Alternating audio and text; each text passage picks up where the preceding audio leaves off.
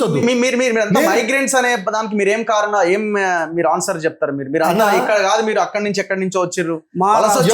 ఎవరు ఎక్కడి నుంచి వచ్చి భారతీయులం, ఎవరు ఎక్కడి నుంచి వచ్చినా మనం భారతీయులు. పాకిస్తాన్ ఆఫ్ఘనిస్తాన్ కూడా భారతదేశం కింద ఉండే, అప్పుడు విడిపోయిన తర్వాత ఇప్పుడు ఆఫ్ఘనిస్తాన్ కూడా భారతదేశం కాకపోవచ్చు.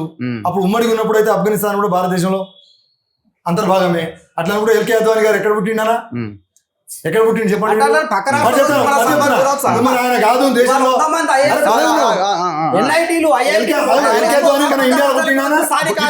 విడిపోయిన పాకిస్తాన్ లో పుట్టిన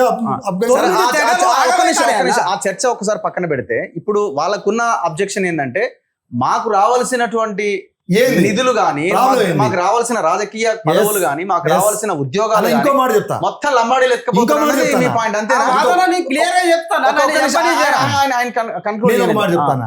1976 లో వాళ్ళ అవకాశాలు మీరు తీసుకుంటారు. అదే చెప్తున్నా, దానికి చెప్తున్నా. 99% ఓకే, 1976 వరకు తను చెప్పిన పద్ధతుల్లో మేము లంబాడీలో ఇక్కడ ఎస్టీ హోదాలో మాకు అప్పటికి లేదు అనేది వారు టెక్నికల్ అంశాలు.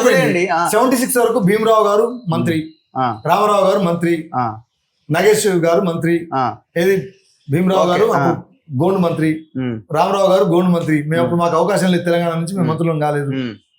అప్పుడు మంత్రులు ఎవరన్నా మేమా వాళ్ళ అన్న వాళ్ళే కదన్నా. రాజకీయ పదవులు మీకే ఎక్కువ వచ్చినాయి అంటున్నారు. దానికి 76 వరకు మేము ఎస్టీలో లేకపోవడం తోటి, అంటే ఆ మిస్సెస్ బిఫోర్ మంత్రులు ఎవరన్నా బిఫోర్ వాళ్ళే ఉంటారు కదా. భీమరావు గారు, రామారావు గారు మీ మంత్రులే కదన్నా. మరి ఇది అడ్డదారిన అక్రమంగా సక్రమంగా అనే మాట ఇప్పుడు వాళ్ళు మాట్లాడుతున్నారు కదన్నా. అప్పుడు ఈ గెజిట్ వచ్చినప్పుడు మేము ఎస్టీలో కలుపుతున్నప్పుడు అధికారం ఉన్నది ఎవరన్నా? వాళ్ళు కాదన్నా మంత్రులు ఉంటాయి. వాళ్ళకి ఏం చేసినా వాళ్ళు ట్రైబల్ మినిస్టర్ వాళ్ళే కదన్నా. మేము తెచ్చిన మా పాయింట్ ను వాళ్ళు వ్యతిరేకించవచ్చు కదా, లేదు ఇది అన్యాయం అని చెప్పొచ్చు కదా, అప్పుడే కొట్టేయచ్చు కదా వాళ్ళ రికమెండేషన్. రెండోది, ఎస్సీ ఎస్టీ కమిషన్ ఏర్పాటు ఎప్పుడు జరిగిందన్నా? 1980 ముందు జరిగిందన్నా? కాదు కదా. కమిషన్ ఇస్తానికి అప్పుడు మనకు ఒక్కడే అవకాశం, భారత రాజ్యాంగం ఇచ్చిన అవకాశం 341 ఆర్టికల్ 342 ఒకసారి మీరు చూస్తే అర్థమవుతుంది. రాష్ట్రపతి గారు గవర్నర్ ఫోన్ కాల్లో కూడా సమాచారం తెప్పించుకోవచ్చు అన్న.